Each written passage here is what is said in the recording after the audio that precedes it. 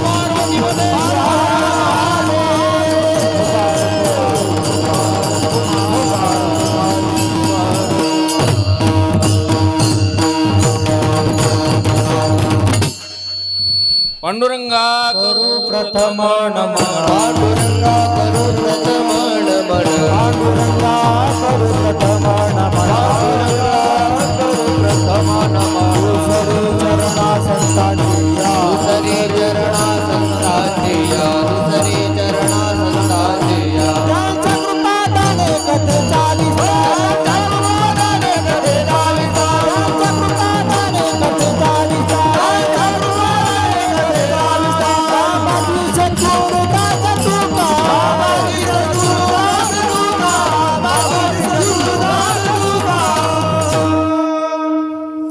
पांडुरंगा करू प्रथम नमन, दुसरे चरण संताचिया, त्यांच्या कृपादाने कथेचा विस्तारो बाबाजी सद्गुरुदास तुका, समचरण सरोजम सांद्र नीलांबुदाभम, जघन निहित पाणिम मंडनम मंडनानाम, तरुण तुलसीमाला कंधरम कंजनेत्रम, सदय धवलहासं विठ्ठलं चिंतयामि, जयांचे केलिया स्मरण, होय सकळ विद्यांचे अधिकरण, तीची बंधू श्रीचरण, श्री गुरूंचे ते नमस्कारोनी आता, जन्माद्यस्येतून वयादितरतश्चार्थेष्वभिज्ञस्वराट, तेने ब्रह्महृदयादि कवये, मुह्यन्ति यत्सूरयः, तेजो वारि मृदां यथा विनिमयो, यत्र त्रिसर्गो मृषा, धाम्ना स्वेन सदा निरस्तकुहकं, सत्यं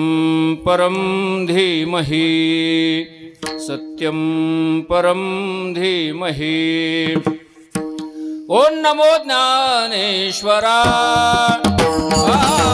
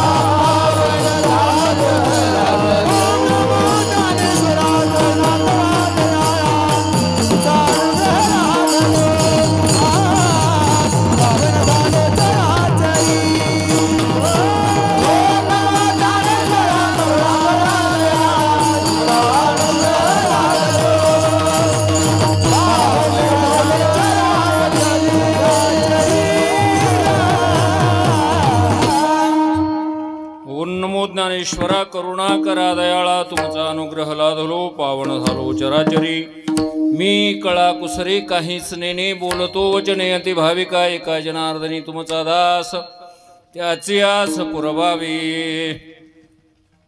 भवसिंधूचे काय कोडे दावे वाट चाले पुढे तारू भला पांडुरंग पाव भिजूने दि अंग हा सविसाठी घेतलेला अभंग श्री संत जगद्गुरु तुकाराम महाराजांचा असून या अभंगाच्या द्वारा तुकाराम महाराज तुम्हा सर्वांना आवाहन करतात की बाबा रे आपण सर्वजण मिळून त्या पांडुरंगाच्या पाठीमागे मोठ्या वेगाने जाऊया तातडीने जाऊया. म्हणले का महाराज त्या पांडुरंगाच्या पाठीमागे वेगानं जायचं आहे, काय कारण आहे तर म्हणले फार सुवर्ण संधी आपल्यासाठी चालून आलेली आहे.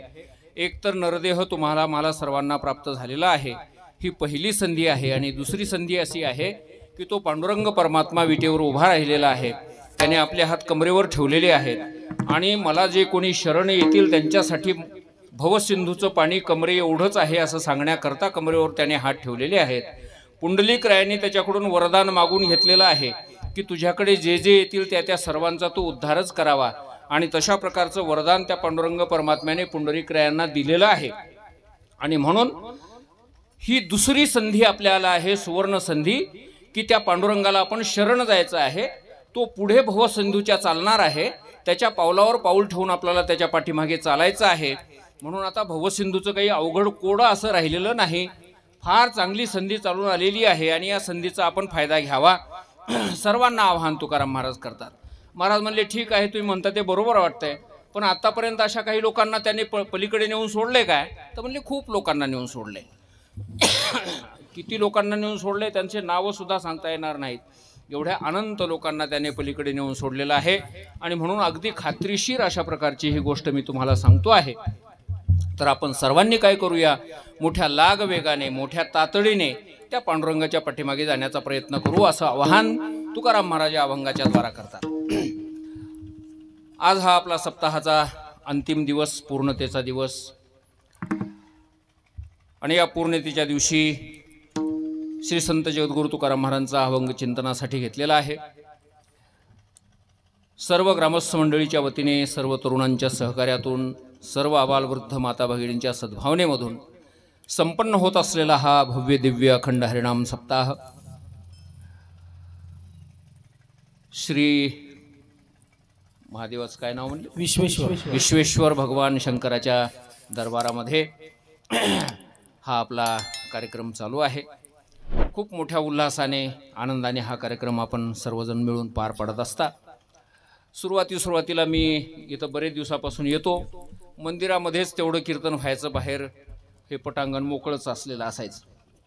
पण आता मंदिर रिकामं आहे आणि बाहेरचं हे सर्व पटांगण भरून गेलेलं आहे. खूप मोठ्या संख्येनं आपण सर्वजण भाविकजण या ठिकाणी हा परमार्थाचा लाभ घेत आहात. सर्व माता भगिनीसुद्धा खूप मोठ्या संख्येने या ठिकाणी उपस्थित आहेत. आणि त्याचप्रमाणे परिसरातील सर्व गुणवान भजनी मंडळी, महागाव, दिग्रस, फरकंडा, अजून जे कोणी आपल्या परिसरातील आपल्या गावातील असतील, पारवा, दोन्ही मृदंगाचार्य, मला सगळ्याचे नावं सांगता येणार नाहीत आणि मग ज्यांचे सांगता येतात त्याचे तरी एक दोन कशाला सांगू.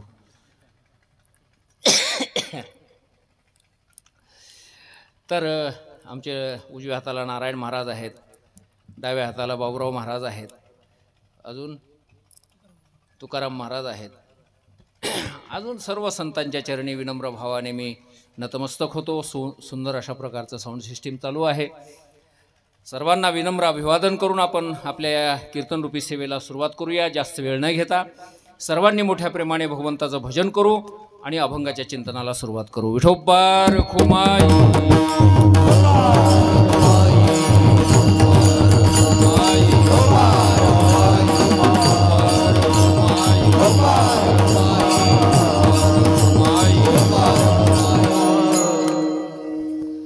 आज चिंतनासाठी निवडलेला जो अभंग आहे तो श्री संत जगद्गुरु तुकाराम महाराजांचा अभंग आहे. आणि या अभंगाच्या द्वारा तुकाराम महाराज तुम्हा सर्वांना आवाहन करतात की बाबा रे, एक सुवर्ण संधी तुम्हाला आम्हाला प्राप्त झालेली आहे आणि एक आता दुसरी मिळवून घ्यायची आहे. पहिली कोणती प्राप्त झालेली आहे? एक नरदेह तुम्हा सर्वांना प्राप्त झालेला आहे. हे अतिशय दुर्लभ असलेली गोष्ट तुम्हाला आम्हाला मिळालेली आहे. शंकराचार्य सांगतात, जंतूनाम नरजन्म दुर्लभमतः पुंस्त्वं ततो विप्रता तस्माद वैदिक धर्म मार्ग परता विद्वत्वस्मात् परम आत्मानात्म विवेचनम स्वनुभव ब्रह्मात्मना संस्थितीर मुक्तिर्नो शतकोटी जन्म सुकृतैर पुण्यैर्विना लभ्यते.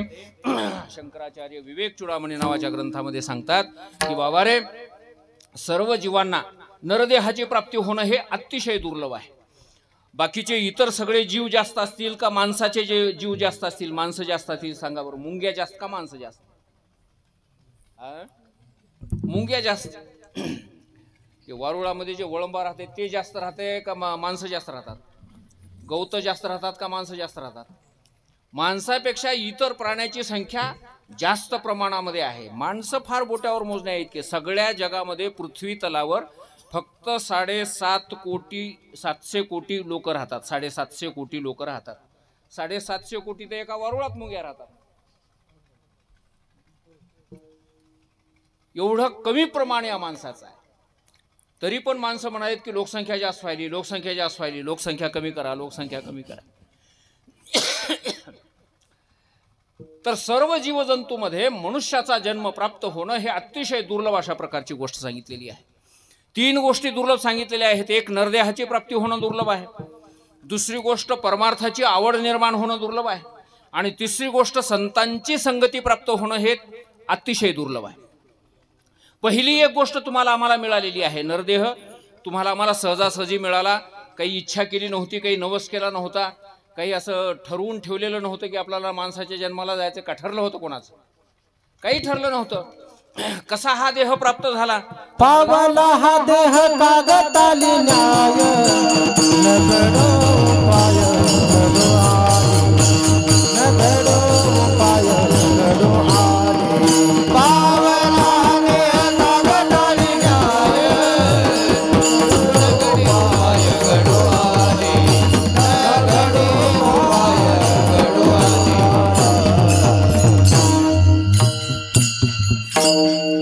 काकताली न्यायाने हा देह नरदेह तुम्हाला आम्हाला प्राप्त झालेला आहे. न घडणारी एक गोष्ट घडून आलेली आहे. काही ठरलं नव्हतं. माणसाच्या जन्माला जायचं ठरलं नव्हतं. महाराष्ट्रात भारतामध्ये जन्माला यावं असंही काही ठरलं नव्हतं. इथं बरबडीमध्ये जन्माला यावं हे तर ठरलेलंच नव्हतं. काही ठरलेलं नसताना अनायासे सहजासहजी आपला अचानक जन्म या ठिकाणी झाला. एक न घडणारी सहजासहजी गोष्ट घडून आलेली आहे. जसं कोणातरी एका गावामध्ये एका पाटलाच्या पोराचा बारसं होता आणि त्या बारशाच्या निमित्ताने त्यानं गावामध्ये एक काहीतरी आगळा वेगळा कार्यक्रम करायचा म्हणून असं एक ठरवलं होतं की 2 पोते चिल्लर खुर्दा आणला त्यानं आणि रस्त्यामध्ये असा ढीक घालून ठेवला. सांगितलं कोणीही यावं आणि यातले 47 रुपये हातात घ्यायचे. एकदा मूठ हात घालायचा, 47 रुपये घ्यायचे आणि बस सगळा ढीक त्याचा.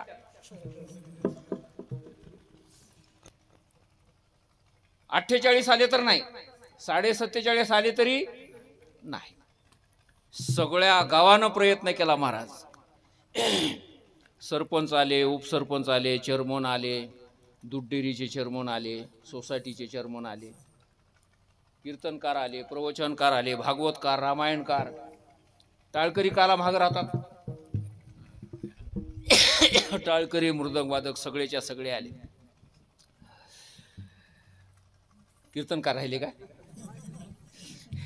ते बी आलीच की. सगळेच्या सगळे आले. सगळ्यांनी प्रयत्न करायला सुरुवात केली.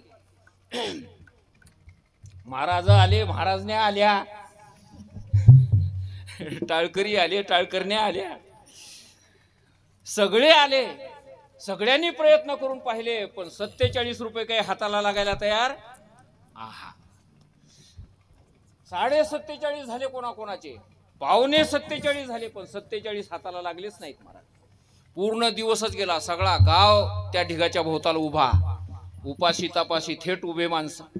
प्रकार असा झाला की शेवटी संध्याकाळच्या वेळी बाहेरून शेतामधून कोणीतरी बाई आली. अंगावर धड लुगडं नाही, धड चपल्या पायामध्ये नाहीत, केसाचा खोपा झालेला. 8 दिवस झालं तिनं दात ब्रश केले होते की नाही कोणास ठाऊक. अशा अवस्थेतली बाई आली म्हणली काय चाललं रे बाबा, म्हणले सरक बाजूला, तुला काय कळालं याच्यात. अरे बाबा सांग तरी काय चाललंय ते नेमकं. आणि कोणीतरी सांगितलं तिला, ती म्हणली मी बघू काय करू. ती म्हणली बघ, सगळेच बघितलेत म्हणले, आता तूही बघ. आणि गंमत अशी झाली महाराज, तिनं महादेवाचं नाव घेतलं आणि असा ठोंगा घातला खाली, वरी उचलला हात तर काय मोजून पाहिलं तर 47,000 रुपये. वा वा वा, सगळ्यानं टाळ्या वाजविल्या की हो. आनंद झाला सगळ्याला. दोन पोते भरले त्या बाईनं, घरला नेले चिल्लर खुर्द्याचे. आणि ती पुन्हा एकदा पाटलाकडे आली म्हणली पाटील अजून एक पोत रिचवा म्हणली, दुमार एकदा बघते म्हणली मी. ते पाटील म्हणले बाई रिचवितो दुमार एकदा पोत, आणि जर नाही आले तर नेलेले वापस आणावं लागतात. ती म्हणली हो काही हरकत नाही, नेलेले वापस देते म्हणली. एकदा आलेत म्हणली, आता दुमार येणार तर काय झालं, आता दुमार येतील का हो. आता मागुता येईल फेरा, आता मागुता येईल फेरा.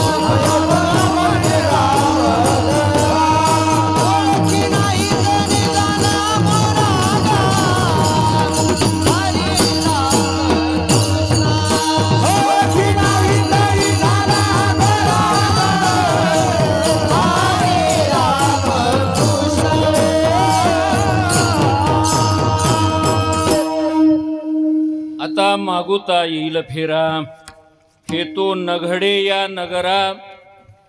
तुकया बंधू म्हणे भाव धरा, ओळखी नाही तरी जाला घोरागा. मागुता हाची जन्म पावसी, भोगिले सुखदुःख जानसी. हे तो नघडे रे सायासी. पुन्हा याच जन्माला आपण येऊ, पुन्हा याच गावामध्ये जन्माला यायला मिळेल, पुन्हा अशाच प्रकारचा सप्ताह आपल्याला ऐकायला मिळेल, भोगायला मिळेल. हे पुन्हा घडणे शक्य नाही. एकदा ही गोष्ट घडालेली आहे, ही घडलेली गोष्ट पुन्हा घडेलच, नक्की सांगता येत नाही. या जगामध्ये दुमार काही होतच नाही महाराज, रोज नवं घडतंय, रोज नवं. आणि म्हणून उद्या हीच संधी आपल्याला चालून येईल अशी अपेक्षा कोणी बाळगायची गरज नाही. मागुता नाही नरदेह, मागुता नाही मनुष्य जन्म. मागुता बुद्धीचा पालट धरा रे काही, बुद्धीचा पालट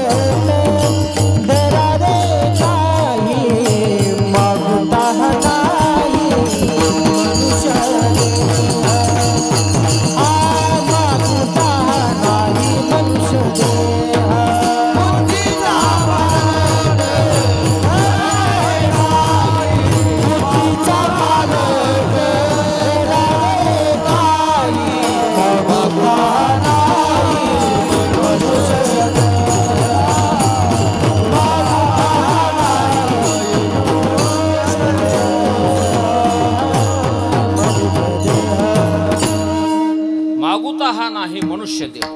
पुन्हा हा देह आपल्याला प्राप्त होईलच असं नक्की सांगता येत नाही.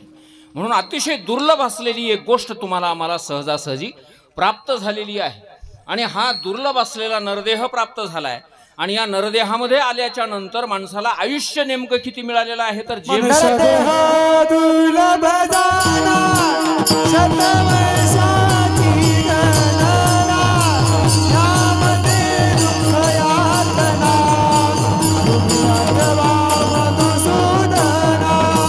नरदेह दुर्लभ जाना, शतवर्षाची गणना, यामध्ये दुःख यातना, तुम्ही आठवा मधुसूदनाला.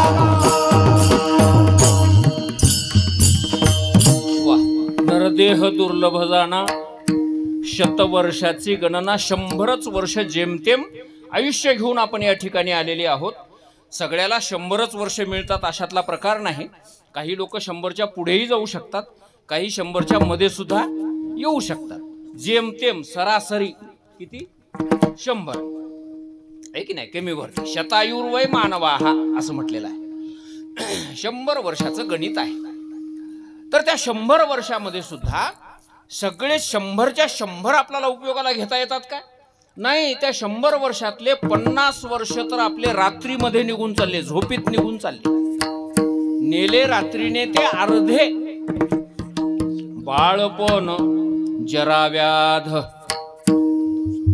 रात्रीनं अर्ध आयुष्य आपलं नेलं. 50 वर्ष आपले रात्रीमध्ये निघून चालले. राहिले 50च वर्ष. राहिलेल्या 50 वर्षामध्ये बाळपणातले 15 वर्ष काढा. आता 35 राहिले, म्हातारपणातले 15च काढा. तसं तर माणसं म्हणतात 60 बुद्धी झाली नाटी. 60च्या पुढे माणूस काही कामाच्या नाही म्हणतात, पण 15च काढा. आता किती राहिले हो? 20च राहिले. 35 मध्ये 15 गेले तर 20 राहिले. आता त्या 20 मधले आंघोळ करायला, बाहेर दिशेला जाऊन यायला, जेवण करायला, शेतातला कामधंदा करायला, कोणासंग गप्पा मारायला, बिड्या ओढायला, तंबाखू खायला, कधी कधी भांडण फिंडण करायला टाइम लागेलच की आपल्याला. त्याच्यासाठी एक 10-15 काढा. आता 20 वर्षातून ह्याला 15 वर्ष काढ्यावर राहिले किती? काय भजनाशी उरले. अब तुम कब स्मरोगे राम, अब तुम कब स्मरोगे राम, अब तुम कब स्मरोगे राम, अब तुम कब स्मरोगे राम.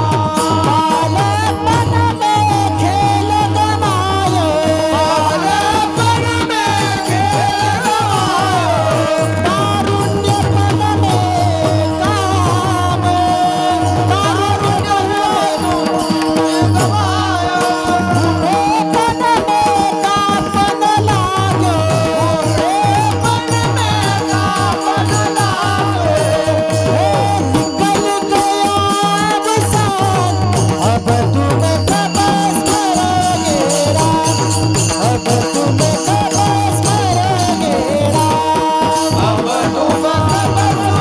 स्मरोगे राम, अब तुम कब स्मरोगे काय काय भजनाला काय उरतं? थोडासा विचार करून जर पाहिलं, परमार्थ करण्यासाठी, स्वतःचा उद्धार करण्यासाठी किती आयुष्य आपल्याकडे शिल्लक राहते, थोडासा विचार करा.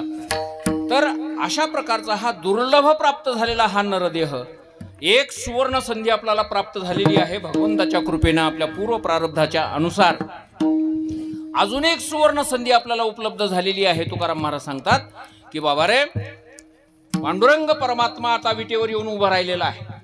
जोपर्यंत पांडुरंग परमात्मा विटेवर उभा नव्हता, जोपर्यंत पुंडलिकराय झालेले नव्हते, पुंडलिकरायांनी आईवडिलांची सेवा केली नव्हती, पांडुरंग परमात्मा वरदान द्यायला आला नव्हता, तोपर्यंत भवसागर तरुण जाणं फार अवघड होतं. जन्म मरणातून मुक्त होणं फार अवघड होतं. किती अवघड होतं?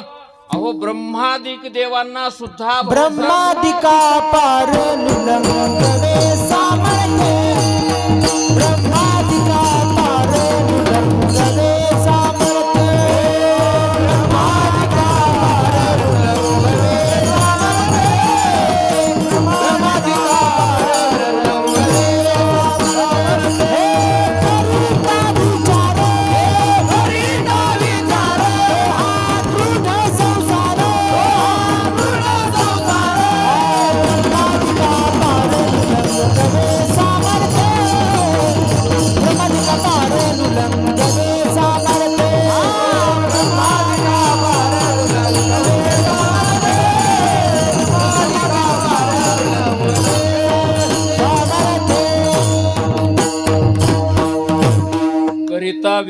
पार तो हा दृढ संसार ब्रह्मादिका पार नुलंघवे सामर्थ्ये.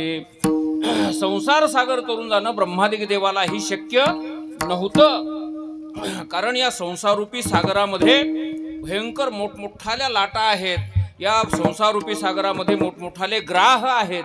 हो, मगरी आहेत, सुसरी आहेत, मोठमोठाले ते देवमासे आहेत.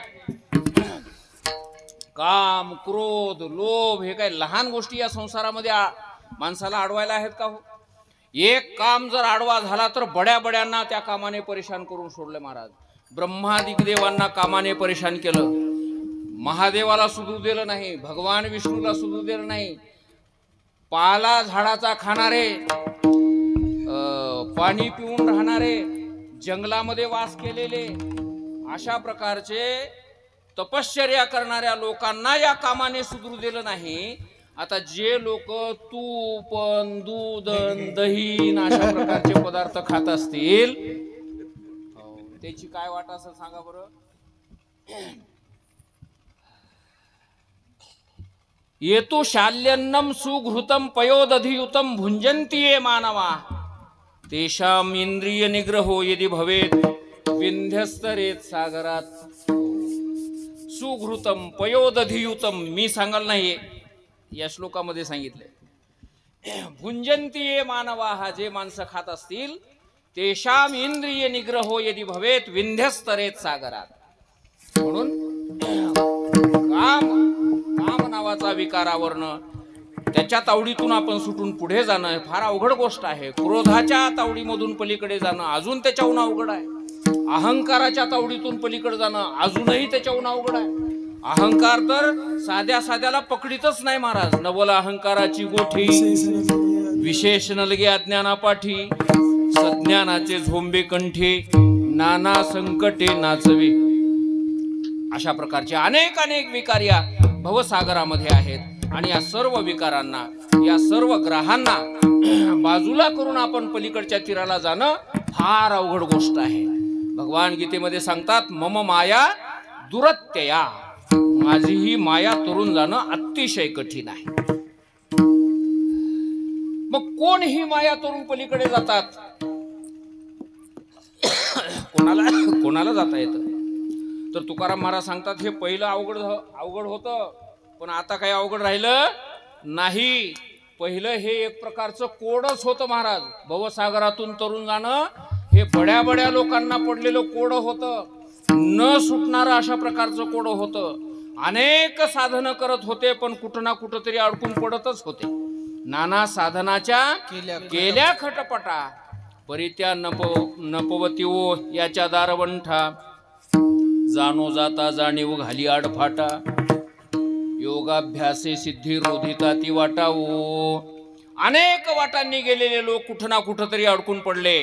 म्हणून भवसागरामधून तरुण जाणं फार अवघड होतं, पण आता ते काही कोड राहिलं नाही. भव सिंधूचे काय कोणे, भव सिंधूचे काय कोणे, भव सिंधूचे काय कोणे, भव सिंधूचे काय कोणे, भव सिंधूचे काय कोणे, भव सिंधूचे काय कोणे, भव सिंधूचे काय कोणे, भव सिंधूचे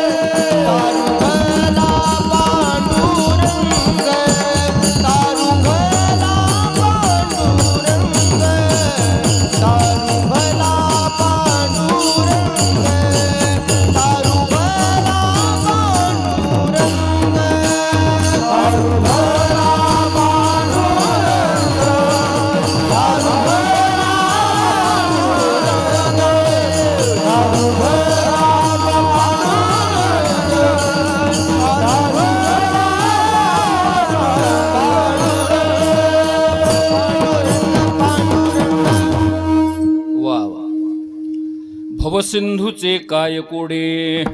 तुकाराम महाराज म्हणतात भवसिंधूचं आता काही कोडं राहिलेलं नाही. कोड म्हणजे कसं असतं? कोड म्हणजे एक समस्या. कोड या शब्दाचा अर्थ काय? समस्या. समस्या म्हणजे आता कोड म्हणलेलंच बरं काही की समस्या म्हणल्यावर अजून अवघड झालं जरा. समस्या म्हणजे जे सहजासहजी सुटत नाही, जे सोडवण्याकरता खूप प्रयास करावे लागतात, बुद्धी लावावी लागते, त्याला काय म्हणतात? कोड म्हणतात. त्याला समस्या असं म्हणतात. पहिलं व्यवहारामध्ये साधे साधे कोडे असे लहान लहान लेकरायला म्हातारे माणसं कोडे घालीत होते. एवढंसं खोपडं मुळीभर लाकडं.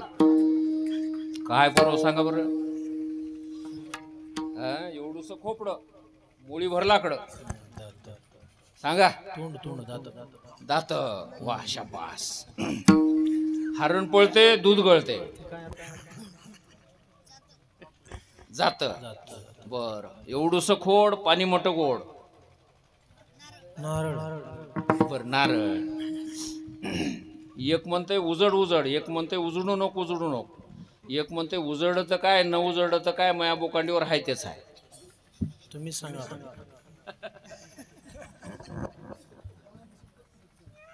हे कोणाला माहित आहे?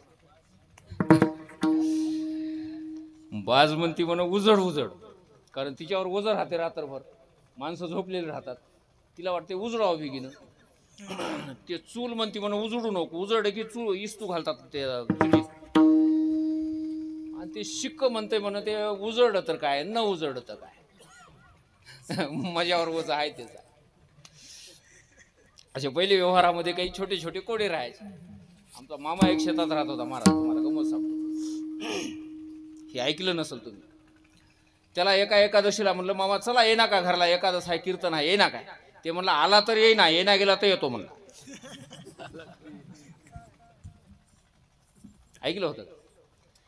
आला तर येईना म्हणला, येईना गेला तर येतो. काय होईल हे, याचा अर्थ मला काही लागणार ना. म्हणला कीर्तन करता की म्हणला, सांगायचं म्हणला. त्यानं मलाच कीर्तन सांगायला सुरुवात केलं.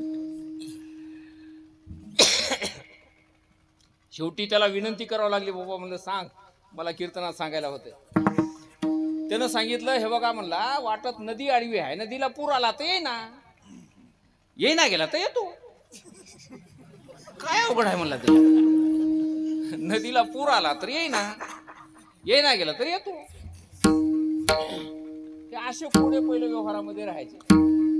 आमच्या संत साहित्यामध्ये सुद्धा काही कोडे बघायला मिळतात. मुंगी उडाली आकाशी, तिने गिळिले सूर्यासे, थोर नवलाव झाला, वांझे पुत्र प्रसवला. मुक्ताबाई चांगदेव महाराजाकडे बघून म्हणतात, चांगदेव महाराजांची बुद्धी जी आहे ती बुद्धी सूक्ष्म असलेली, ती मुंगीप्रमाणे आणि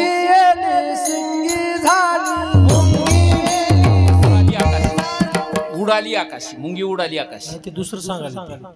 दुसरं म्हणले तुम्ही. हा ते वेगळं आहे, ते नामदेव महाराज आहे.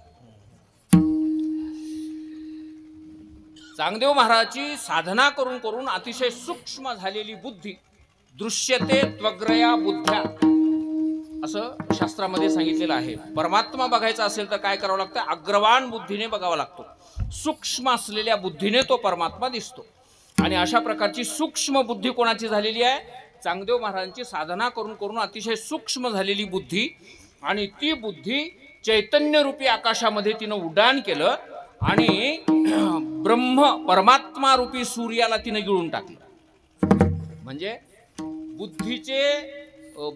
बुद्धी राहिलीच नाही. बुद्धी आता परमात्मा स्वरूप होऊन गेली, चित्ताचे चैतन्य होते झाले असं. म्हणून मुंगी उडाली आकाशी, तिने गिळले सूर्यासी, थोर नवलाव झाला, वांझे पुत्र प्रसवला. हो, हा सर्व संसार वांझ म्हणून समजला गेलेला. या फळ ना चुंबिता, फुल ना तुरंबिता, जे काही पंडुसुता ते रुखची हा.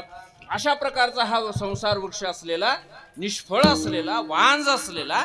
पण या वांझ असलेल्या या झाडाला सुद्धा आता आनंदाचं फळ लागायला लागलं. म्हणजेच हे वांझ असलेली काय झाली? पुत्रवान झाली. वांझे पुत्र प्रसवला, थोर नवलाव झाला, वांझे पुत्र प्रसवला. पुढे मुक्ताबाई सांगतात, चांगदेव महाराजांच्याकडे बघून. चांगदेव महाराजांच्याकडे पाहिल्याच्या नंतर मुक्ताबाईंना असं वाटलं की याच्या मनामध्ये असलेले जे षडविकाराचा विंचू होता तो पार पाताळातच निघून गेला. आता षडविकार नावाच्या गोष्टी याच्याजवळ राहिल्या नाहीत. विंचू पाताळाशी जाय आणि शेष माथा वंदी पाय. हो, एवढा मोठा ज्ञानी शेष, शेषा एवढा ज्ञानी दुसरा कोणी नाही. पण तोही चांगदेव महाराजासारखा ज्ञानाला परमात्मा स्वरूपाला उपलब्ध झालेल्या माणसाकडे पाहून माथा वंदन करायला लागले. आणि शेवटी मुक्ताबाईनं सांगितलेलं आहे की माशी व्याली आणि घार झाली देखोनी मुक्ताई हसली. माशीची घार होत असते का कधी? नाही. पण आमच्या चांगदेव महाराजांची बुद्धी जी आहे ती पहिलं परिच्छिन्न स्वरूपाची होती, पण आता ती एवढी व्यापक झाली, जयाचे चित्त गवसणी व्यापक आमज, एवढी ती व्यापक झाली म्हणजे घारीचं रूप तिला प्राप्त झालं. आणि हे सगळं पाहिलं चांगदेव महाराजांचं जीवन. आणि मुक्ताबाई म्हणतात मला आनंद झाला, मला हसू आलं. हो, माशी व्याली घार झाली आणि देखोनी मुक्ताई हसली. अशा प्रकारचं हे कोड्याचा अभंग आपल्याला पाहायला मिळतो. दुसरे बरेचसे काही कोडे आपल्याला बघायला मिळतात. तुम्ही म्हणलेला आता अभंग काय, मुंगी व्याली शिंगी झाली, तिचे दूध किती. आता मुंगी विल्याच्या नंतर मुंगीला शिंगी व्हाव का मुंगी व्हाव? मुंगी विल्यावर मुंगीला काय होत असतं? मुंगी का शिंगी? शिंगी कशाला म्हणतात? बरोबर, शिंगी कशाला म्हणतात? घोड्याच्या पिल्ल्याला शिंगरू म्हणतात, बरोबर आहे. म्हशीच्या पिल्ल्याला वगारू म्हणतात, गाईच्या पिल्ल्याला वासरू, माणसाच्या पिल्ल्याला लेकरू. लेकरू, वासरू, वगारू, शिंगरू.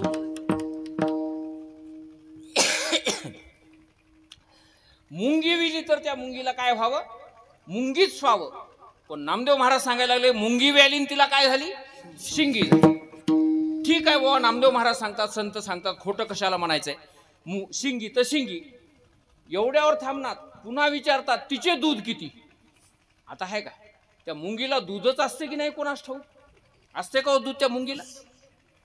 बरं असलं तरी किती लिटर निघत असत? लिटर कुठं कण भर निघते की नाही कोणास ठाऊक. तेव्हा सस्तन प्राणीच नाही तो, त्याला दूध कसं काय निघल बरं?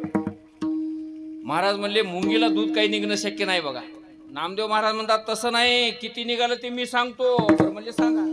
17 रांजण भरून गेले आणि पेले 12 हत्ती. किती दूध निघालं त्या मुंगीचं? 17 रांजण भरले आणि 12 हत्ती पिले, एवढं दूध निघालं. आणि इतकं खोटं बोलून, एवढं लबाड बोलून सुद्धा नामदेव महाराज काय म्हणायला लागले? आम्ही लटके ना बोलू, लटके ना बोलू. हे कोड आहे, कोड. नाथाच्या घरची उलटी, नाथाच्या घरची उलटी खून, पाण्याला लागली मोठी तहान. ते सांगा काय सांगा की कोड असे लय आता एका कीर्तनात सगळे कसं होईल. हो, काट्याच्या आणीवर वसले 3 गाव. ते तर लई मोठं गमतीचं आहे. 2 वसाडी 1 वसेची ना. काट्याच्या आणीवर गाव असते, 3 गाव असले 3, त्यातले 2 वसाडच राहिले आणि 1 वसचना गेलं. वसचना गेलं, तिथं आले 3 कुंभार. 2 थोटे आणि एकाला 1 घडवीचना. घडवीचना त्यानं घडविले 3 मडके. 2 कच्चे आणि 1 भाजेची ना. भाजेची ना त्यात रांधले म्हणजे शिजवले 3 मूग. 2 हिरवे आणि 1 शिजचना. शिजचना तिथं आले 3 पाहुणे. 2 उपाशी आणि 1 जेवचना. जेवचना त्याला दिल्या 3 म्हशी. 2 वांजाड आणि 1 फळचना. फळचना तिला झाले 3 टोनगे म्हणजे हालगट. 2 मेले 1 वाचचना. वाचचना त्याचे आले 3 रुपये. 2 खोटे 1 चालेची ना. चालेची ना तिथं आले 3 पारखी, परीक्षा करणारे त्या रुपयाची. 2 आंधळे आणि एकाला दिसच ना. दिसच ना त्याला मारल्या 3 बुक्क्या. 2 हुकल्या आणि एक लागच ना. ज्ञानदेव म्हणे याचा अर्थ सद्गुरु वाचून कळेची ना. सद्गुरु वाचून कळेची ना. सद्गुरु वाचून कळेची ना. सद्गुरु वाचून कळेची ना. सद्गुरु वाचून कळेची ना. सद्गुरु वाचून कळेची ना.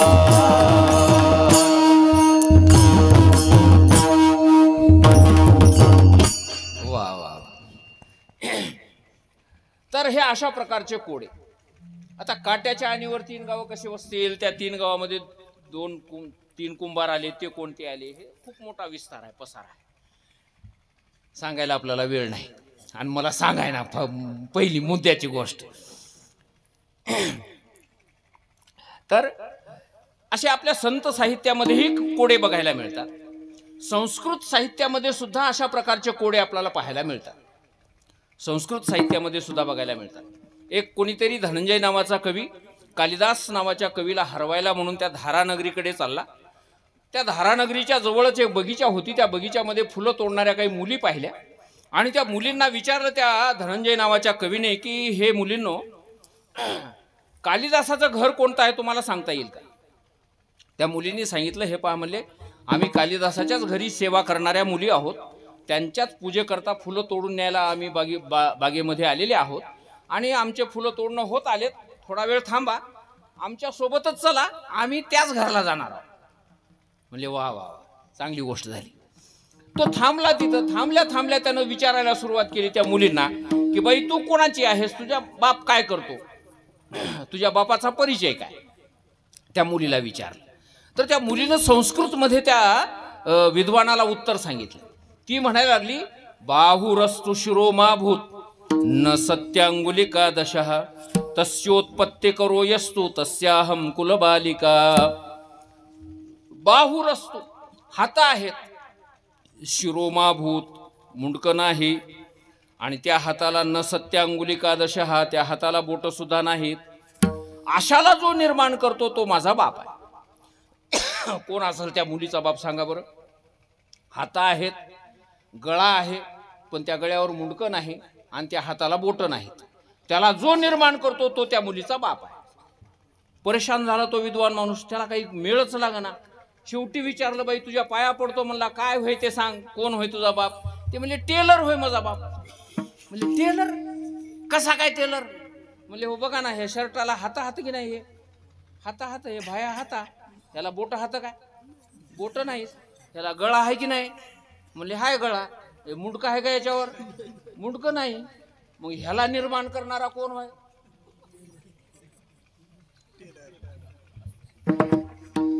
इतकं सोपं तुम्हाला कळणार झालंय. म्हणले कालिदासाला कवा हरविणार तुम्ही. असे संस्कृत साहित्यामध्ये सुद्धा आपल्याला काही कोडे पाहायला मिळतात. बरेचसे कोडे मला माहित आहेत, पण सगळेच्या सगळे काही सांगणार नाही. तर हे कोडे सुटले तरी काही अवघड नाही, सुटले तरी आपलं जीवन भागू शकतं, नाही सुटले तरी तेवढी काही अडचण निर्माण होत नाही. हे कोड्याचं उत्तर न कळालं तरी काही बिघडत नाही माणसाचं. पण गंमत असं आहे की असं एक कोड आहे जे आपल्या जीवनामध्ये पडलेलं, की ते कोड मात्र या मनुष्य जन्मामध्येच उलगडता येतं. या मनुष्य जन्माशिवाय इतर जन्मामध्ये ते कोड उलगडताच येणार नाही. असं एक कोड आहे, ते म्हणजे जन्म मरणाचं कोड. ते म्हणजे मी कोण आहे हे कोडच आहे. कोहम कथमिदम जातम को वै कर्तास्य विद्यते. मी कोण आहे अजून आपल्याला पताच नाही महाराज. मला स्वतःला मी महाराज समजालो, कोणी स्वतःला सरपंच समजालाय, कोणी स्वतःला अजून काहीतरी समजालाय, पण खरा आपण कोण आहोत हे आपल्याला कोणालाही माहिती. हा संसार काय आहे, जन्ममरण काय आहे, जन्ममरण आम्हाला काय घ्यावं लागतंय, हे असं किती दिवस घ्यावं लागणार आहे. हे बरेचसे असे कोडे माणसाच्या जीवनामध्ये आहेत आणि हे कोडे फक्त याच जन्मामध्ये सोडवता येतात. आणि आजपर्यंत हे अशा प्रकारचं भवसिंधूचं कोड सोडवणं फार मोठा अवघड अशा प्रकारचा होता प्रश्न. पण आज मात्र तेवढंसं काही अवघड राहिलेलं नाही, कारण या भवसिंधूमधून मार्ग दाखवण्याकरता पांडुरंग परमात्मा कमरेवर हात देऊन उभा आहे. आणि त्याने कमरेवर हात एवढ्याच साठी दिलेले आहेत की बाबा रे चिंता नका करू, कारण मी करत रंगा सागर तरता आकार करीत साचिंकारे करीत साचिंका पहिला गाता पहिला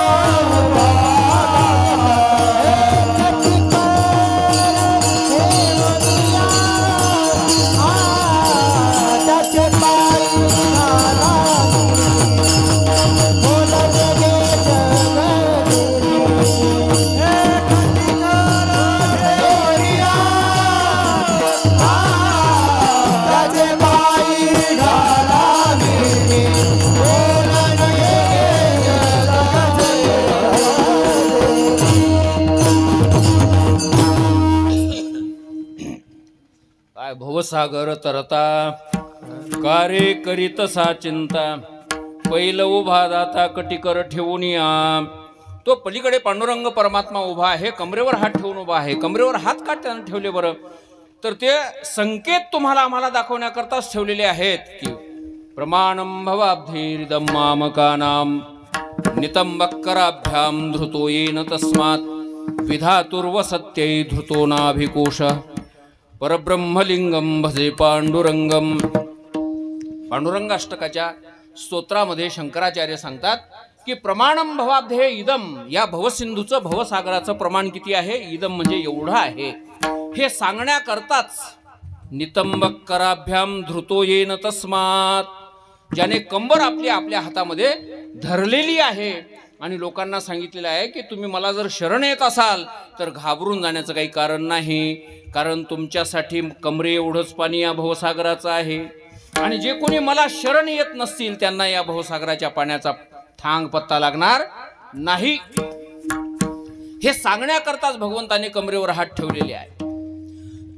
आणि म्हणून आता भवसागरातून तरुण जाणं काही कोड राहिलेलं नाही. तुकाराम महाराज सांगतात भवसिंधूचे काय कोडे दावे वाट चाले पुढे. तो पांडुरंग परमात्मा वाट दाखवत दाखवत पुढे चालणार आहे आणि त्याच्या पावलावर पाऊल ठेवून आपल्याला चालायचं आहे. आता एखाद्या नदीमधून पलीकडे जात असताना या गंगेच्या काठावरला माणूस जर म्हणू लागला मी पुढे चालतो, माझ्या पायाला पाय ठेवून तुम्ही या, काही चिंता आहे का मागल्या माणसाला? काही टेन्शन नाही. पण काही माणसांनी अशी शंका घेतली की महाराज ज्यांना चालता येत नाही अशा लोकांची काय वाट आहे? काही लंगडे आहेत, काही पांगळे आहेत, काही आंधळे आहेत बिचारे, त्यांनाही भवसागराच्या पलीकडे जायचंय. आणि मग अशा लोकांनी काय करावं? तर तुकाराम महाराज सांगतात त्यांनी सुद्धा चिंता करण्याची गरज नाही, कारण आमचा पांडुरंग परमात्मा हा उत्कृष्ट प्रकारचा तारू सुद्धा आहे.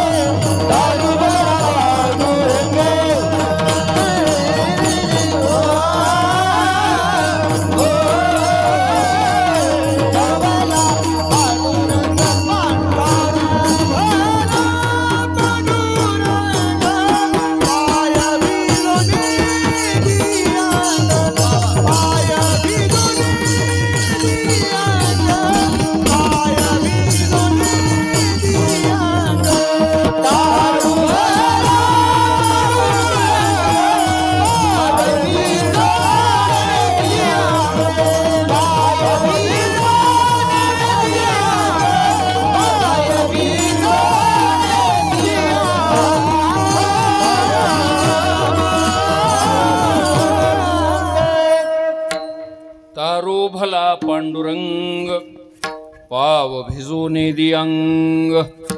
भवसागरातून तारून नेण्याकरता जरी समजा तुम्हाला पाठीमागे जाण्याची व्यवस्था नसेल, पाय चांगले नाहीत, तुमच्याकडे कुठलं साधनही नाही, तर तो आमचा पांडुरंग परमात्मा उत्कृष्ट अशा प्रकारचा तारू आहे.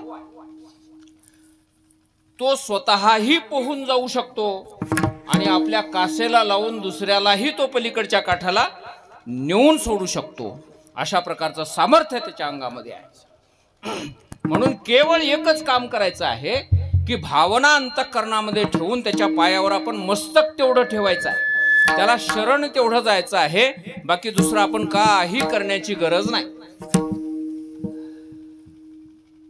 काय भवसागर तरता कार्य करीतसा चिंता, पहिलं उभा दाता कटिकर ठेवूनी त्याचे पायी घाला मिठी, मोल नेघे जगजेठी भावा एकासाठी खांदावा हे आपुल्या. हो, आता खांद्यावर वाहून पलीकडे नेल्यावर आता काही चिंता आहे का हो? नाही. खांद्यावर वाहून तो पांडुरंग परमात्मा पलीकडे नेऊन सोडायला तयार आहे. मग आता भवसिंधूतून तरुण जाण्याची चिंता करण्याचं काही कारण उरलेलंच नाही. अशा प्रकारच्या अनेक लोकांना त्यांनी पलीकडे नेऊन सोडलेलं आहे. काही लोक म्हणतील, महाराज तुम्ही फार चांगलं बोलता हो, तुमचं बोलणं आम्हाला बरं वाटालंय बघा.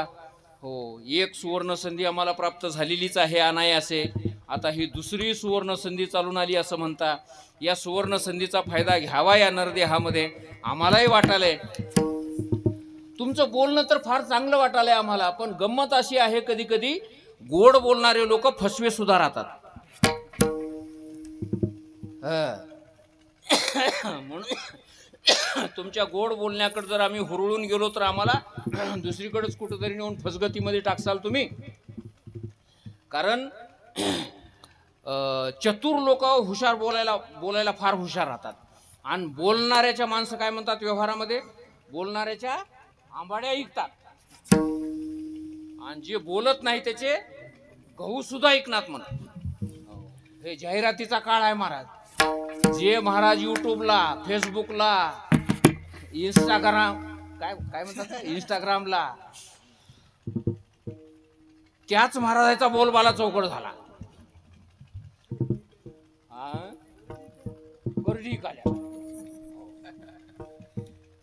ज्ञानेश्वरीची पहिली ओवी कोणत्या विचारात यायला माहिती नाही.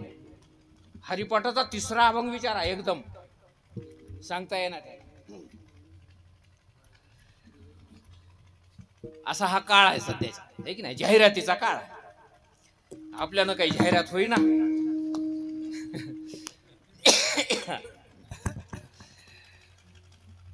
म्हणले बोलणाऱ्याचं काही व्हायलंय, म्हणले जे बोलत नाही त्याला कोणी विचारित नाही. बोलणारे माणसं खऱ्याचं खोटं करून दाखवितात, खोट्याचं खरं करून दाखवितात. कसंही त्याचं वलही जळते वाळही जळते म्हणले बोलणाऱ्या.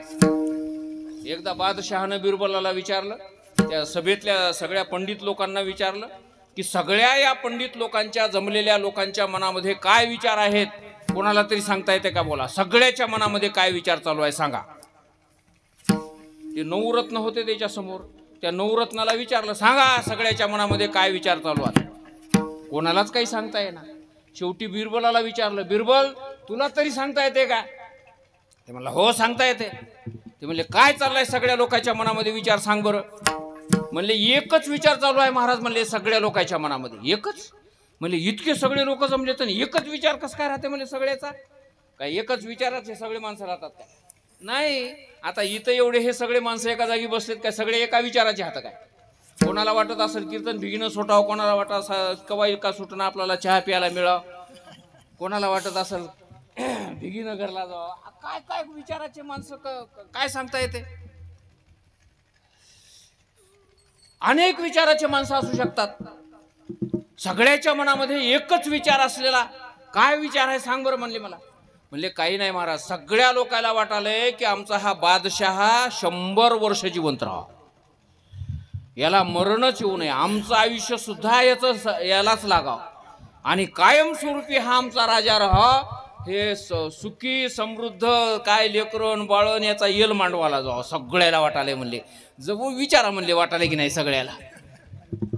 आता नाही म्हणायची हिंमत आहे का कोणाची? नाही म्हणायचं होतं बाबा मुंडकं तोडते. मग आता सगळ्याच्या मनात हेच होतं का? सगळ्याच्या मनात हेच नव्हतं, तरी पण होतं असं म्हणावं लागलं. या बोलणाऱ्यामुळं, या चतुर माणसामुळं ते खरं झालं. चतुर माणसं कवा गोष्ट कोणती कशी फिरवितील काही सांगता येईल. एक बाई एका टाळकऱ्याला म्हणू लागली, काय भजन करता तुम्ही, काय कीर्तन सांगता आणि तंबाखू खाता, गाढव खायना ते पाला तुम्ही खाता. ती टाळकरी होता, 10 गाव फिरलेला होता. ते म्हणला, मावशी खायना म्हणूनच त्याला गाढव म्हणतात.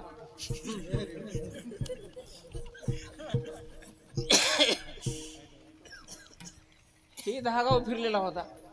हे म्हणला त्याला गाढव का म्हणतात माहित आहे? तंबाखू खायना म्हणूनच त्याला गाढव म्हणतात म्हणला. जर माणूस म्हणून घ्यायचा असेल तर काय करावं लागतंय? तंबाखू खावं लागतंय म्हणला. बोलणारे माणसं कसं फिरवितील कुणीकडं काही सांगता येणार महाराज. म्हणून तुकाराम महाराज तुमच्यासारखे बोलणारे माणसं, चतुर माणसं आम्हाला येड्या माणसाला कुणीकडे नेऊन हुसकून घेऊन जातात म्हणले. आम्हाला खरं तर बरं तर वाटालंय म्हणले, पण तितका अजून भरोसा बसला नाही. आतापर्यंत अशा प्रकारच्या काही लोकांना पलीकडे नेऊन सोडलं.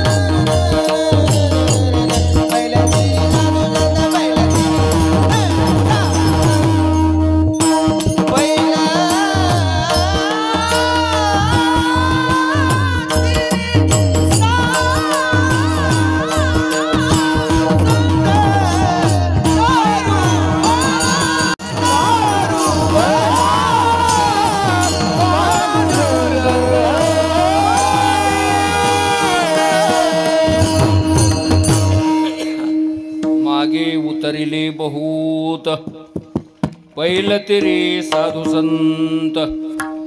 तुकाराम महाराज म्हणतात, बाबा रे, माझ्या नुसत्या बोलण्यावर भरोसा ठेवू नका. आतापर्यंत या पांडुरंग परमात्म्याने अनेक साधू संतांना पलीकडच्या तीरावर नेऊन सोडले. कोणाकोणाचे म्हणून नावं सांगावेत?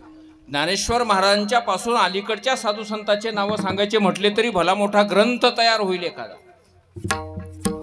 ज्ञानेश्वर महाराजांच्याच काळात बघा ना, ज्ञानेश्वर महाराज, निवृत्तीनाथ महाराज, सोपान काका, मुक्ताबाई, सगळ्या भावंडासहित सगळं घरच्या घर त्यांचं. पुन्हा त्यांचे सगळे शिष्य खेचर, चांगदेव, पुन्हा नामदेव महाराज. नामदेव महाराजचे 14 माणसं घरातली.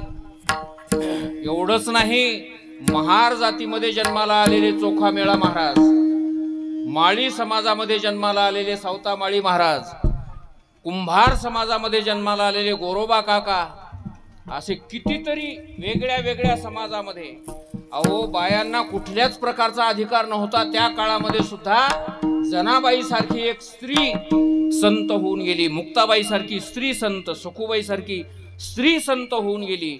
स्त्रियांचा उद्धार केला, पुरुषांचा उद्धार केला, ब्राह्मणाचा केला, क्षत्रियाचा, वैश्याचा, शूद्राचा. एवढंच नाही तर चांडाळापेक्षाही खालच्या दर्जाचे असलेले जे जे लोक होते ना, त्या सर्वांचाही उद्धार या भगवंताने केलेला आहे. यानं उद्धार केला नाही असा एकही नाही. अहो तो लतीफा, मोमीन, कबीर, मुसलमान, सेना नाहवी जाण विष्णू भक्त,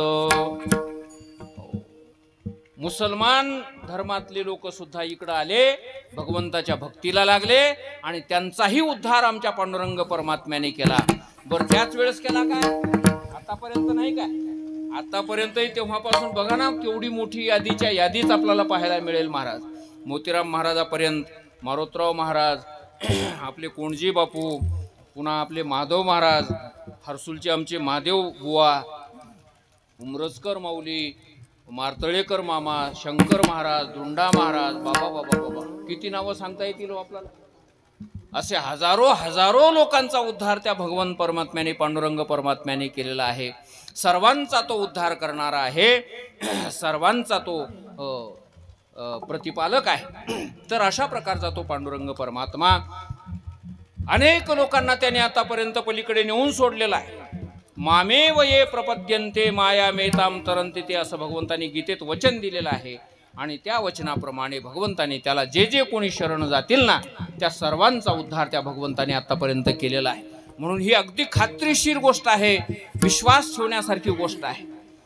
म्हणून आता हैगाई करू नका. एक सुवर्ण संधी आपल्याला मिळालेली आहे आणि दुसरी आता ही पांडुरंगाच्या रूपाने उपलब्ध आहे आपल्या समोर. या सुवर्ण संधीचा सुद्धा आपल्याला फायदा करून घ्यायचा आहे. तर म्हणले महाराज काय करावं आता? काही नाही म्हणले, एक काम करा, आता तातड करा, जराशी वेग वाढवा जरा आपल्या परमार्थाचा अभंगाच्या शेवटच्या चरणात. तुका म्हणे लागवे तुका म्हणे लागवे तुका म्हणे लागवे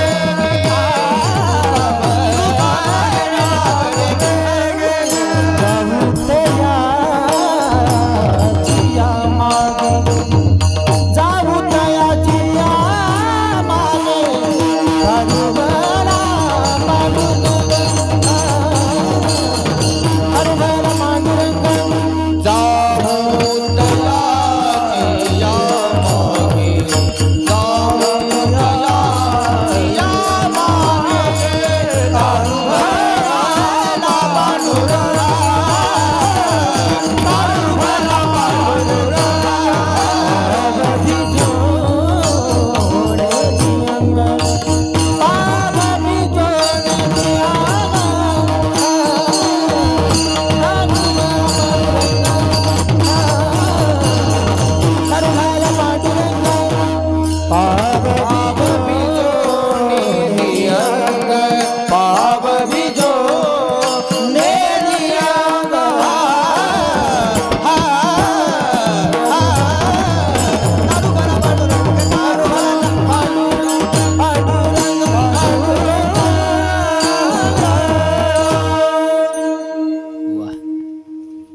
विठोबा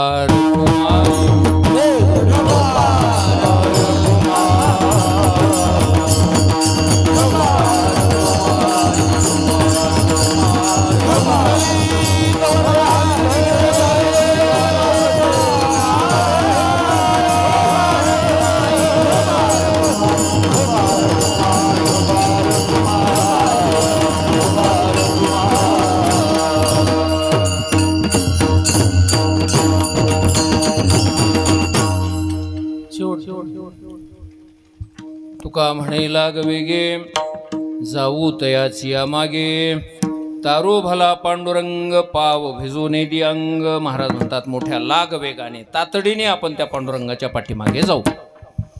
लाग वेगाने म्हणजे तातडीने जाण्याची गरज काय आहे? तर गरज ही आहे की माणसाच्या आयुष्यामध्ये उद्या काय घडेल ते आपल्याला सांगता येणार नाही. इथून पुढच्या क्षणामध्ये काय घडणार आहे ते आपल्याला माहिती नाही. पुढचा क्षण आपल्यासाठी अंधारात आहे.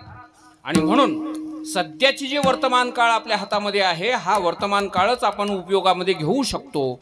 भविष्यातल्या केलेल्या योजना आज आपल्या कामाला येणार नाहीत. हो, बरेचसे माणसं आपल्या आयुष्याचा वेळ पुढच्या गोष्टीचं चिंतन करण्यामध्ये तरी घालवतात, नाहीतर मागं काय काय घडले त्याचा विचार करण्यामध्ये तरी वेळ वायाला घालवतात. सध्याचा वर्तमान काळ माणसं कसा वायाला घालवतात, मागं काय काय घडले त्याचा विचार करण्यामध्ये घालवतात, नाहीतर पुढे काय काय करायचे त्याचा विचार करण्यात तरी घालवतात. पुढचाही विचार करण्यामध्ये घालू नका, मागलचाही विचार करण्यामध्ये घालू नका. सध्याचा वर्तमान काळ स्वतःच्या उपयोगाला कसा येईल, स्वतःच्या कल्याणदायी कसा काय होईल याचा विचार माणसाने करावा आणि परमार्थ साधना करावी.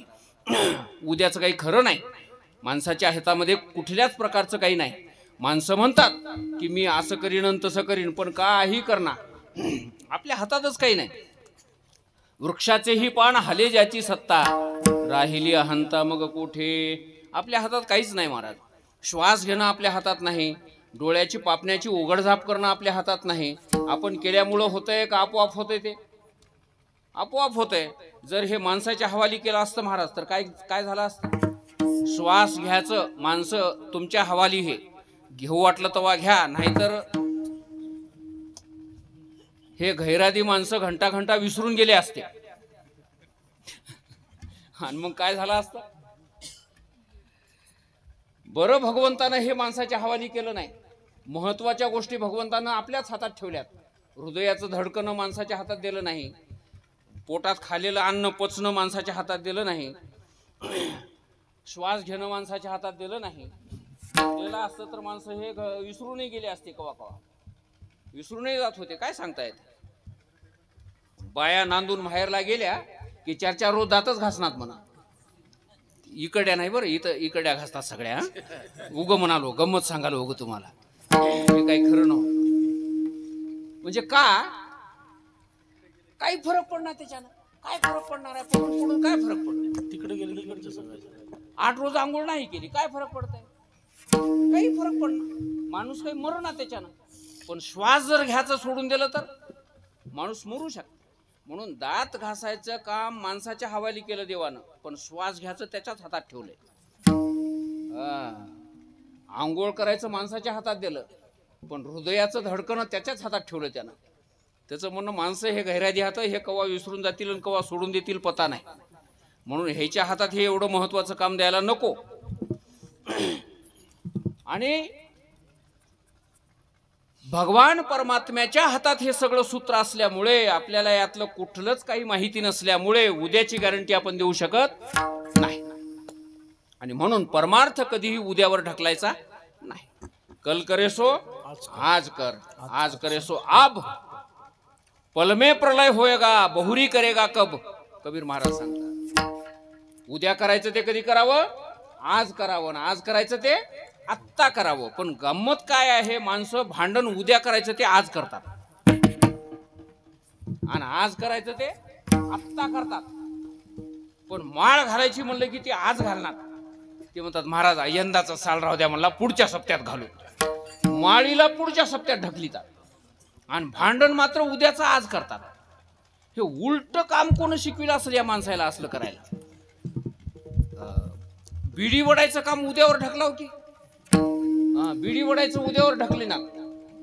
आज जर कोण दिली हातामध्ये तर मानाने दिलेली आहे म्हणतात, सोडून कसं द्या, एक तरी जर का हाणावच. युवाईच्या इथे गेल्यावर तर बिस्टाल ठेवलेले राहतात त्या पानपुड्यामध्ये. एवढ्या मानानं बिस्टा लावून ठेवल्या बाबानं, वडना गेल्यावर मग अपमान झाला की म्हणला वडा. मग जे चांगलं आहे ते माणसानं अगोदर करत जावं, आणि जे वाईट आहे नाही केलं तरी भागतंय, काही अडचण नाही त्याच्यामुळं, ते नाही केलं तरी जमतंय. म्हणून परमार्थ हे अगोदर करावं. आधी घेरे राम नाम, सामा भरी हा उत्तम, नाही तरी यम दात खातो कर करा. अगोदर हे करावं आणि हे झाल्याच्या नंतर मग पुढचं काम करावं. बाजारला गेल्याच्या नंतर बाजारचं गटोडं बांधून अगोदर डोसक्यावर घ्यावं आणि नंतर उरले पैसे तर हॉटेलला जाऊन भजे खावा का आधी जाऊन भजे खावा? आ?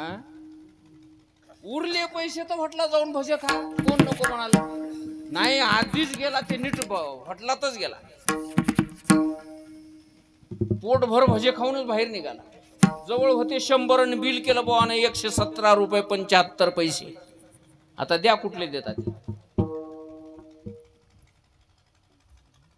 म्हणून परमार्थाची घाई करणं गरजेची गोष्ट आहे. चांगलं काम माणसाने अगोदर करावं, महत्वाचं जे आहे ते अगोदर करावं. आणि जे महत्वाचं नाही केलं तरी वागतंय, नाही केलं तरी वागतंय, असं काम नंतर केलं तरी जमत. आणि म्हणून तुकाराम महाराज या ठिकाणी सांगतात की बाबा रे थोडस तातड करा, वेग वाढवा परमार्थाचा. आणि परमार्थाचा पांडुरंगाच्या पाठीमागे जाण्याचा आपण प्रयत्न करूया. अभंगाच्या शेवटच्या चरणात तुका म्हणे लाग वेगे, जावो तयाची या मागे, तारू भला पांडुरंग, पाव भिजूने ते अंग. अशा प्रकारे तुकाराम महाराज सर्वांना तुम्हाला आवाहन करतात या अभंगाच्या द्वारा की बाबा रे आपल्याला एक चांगली संधी आपल्याला या नरदेहाच्या रूपाने प्राप्त झालेली आहे. आणि दुसरी भगवंताच्या रूपाने आपण संधी इथं प्राप्त झालेली आहे. पांडुरंग परमात्मा आपल्याला तारून न्यायला तयार आहे. तर याही संधीचा आपण फायदा घ्यावा, पांडुरंगाला शरण जावं आणि या जन्ममरणाच्या चक्रामधून मुक्त व्हावं, भवसागरातून मुक्त व्हावं. सर्वांनी परमार्थ साधना करावी, भगवंताचं भजन करावं आणि स्वतःचा उद्धार करून घ्यावा. अशी तळमळ ही तुकाराम महाराजांची तळमळ आहे. आणि ती तुकाराम महाराजांची तळमळ मी माझ्या अल्पशा मोडक्या तोडक्या शब्दाच्या द्वारा तुमच्यापर्यंत आणून पोचविण्याचा प्रयत्न केला आहे. पोचला असेल तर आनंदाची गोष्ट, नाही पोचला असलं तरी आनंदाची गोष्ट आहे. कारण निरोप सांगणं हे माझं काम आहे. निरोप सांगणाऱ्याला सुखही नाही दुःखही नाही. तुम्हाला लॅटरी लागली काय त्याचंही सुख नाही, आणि तुमचं काही नुकसान झालं काय त्याचंही मला काही दुःख नाही. आणि हा निरोप तुमच्यापर्यंत पोहोचला असं समजून आजची ही सेवा या ठिकाणी मी पूर्ण करतो. ज्ञानेश्वर ज्ञानराज माऊली, तुकाराम ज्ञानेश्वर माऊली, ज्ञानराज माऊली, ज्ञानेश्वर माऊली.